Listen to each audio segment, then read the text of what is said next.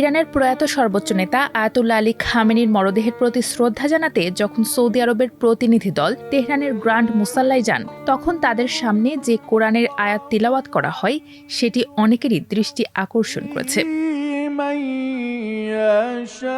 খামেনির জানাজায় ৩০টিরও বেশি দেশের প্রতিনিধি উপস্থিত ছিলেন। বাইরে থেকে এটি ছিল একটি ধর্মীয় অনুষ্ঠান, কিন্তু বিশ্লেষকদের মতে এর প্রতিটি ধাপ ছিল অত্যন্ত পরিকল্পিত। শুধু সৌদি আরবই নয়, আয়াতুল্লাহ আলী খামেনির জানাজায় উপস্থিত বিভিন্ন দেশের প্রতিনিধি দলের জন্য আলাদা আলাদা কোরআনের আয়াত তেলাওয়াত করা হয়। আর সেই আয়াতগুলোর মধ্যে লুকিয়ে ছিল কে ইরানের সবচেয়ে ঘনিষ্ঠ বন্ধু, কে শুধু কৌশলগত অংশীদার, আর কাকে তেহরান পরোক্ষভাবে সতর্ক করতে চেয়েছে।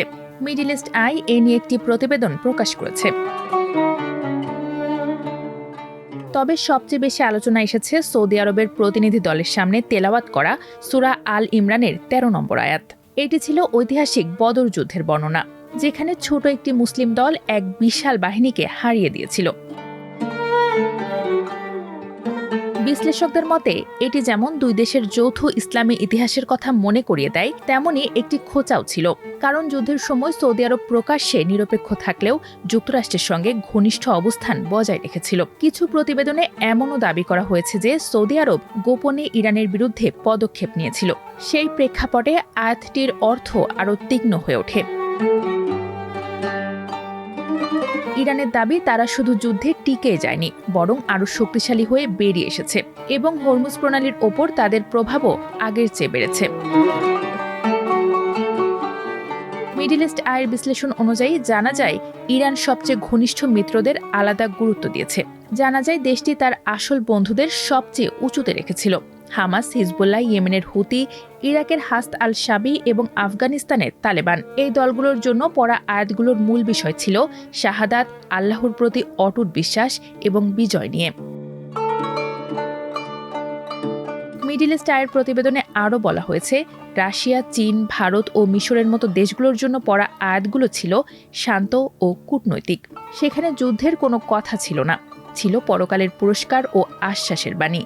রাশিয়ার জন্য পড়া আয়াতে অন্যায় না করার প্রশংসা ছিল, চীনের জন্য ছিল হৃদয়ের প্রশান্তির আয়াত, আর ভারতের জন্য হিজবুল্লাহর জন্য পড়ায় একটি নরম অংশই পড়া হয়।